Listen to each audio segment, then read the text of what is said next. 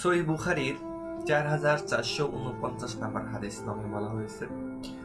হযরত আয়েশা রাদিয়াল্লাহু তাআলা আনহা বলেন,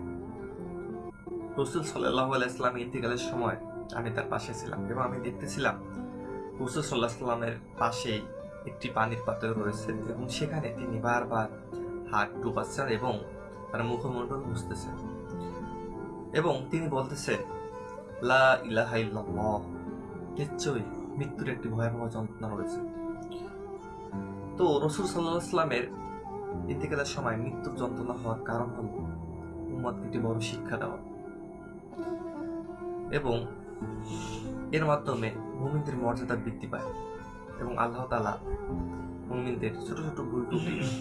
ক্ষমা করে থাকেন। মৃত্যুর যন্ত্রণা ঈমানের কোনো পরিপন্থী বিষয় না, বরং এটি একটি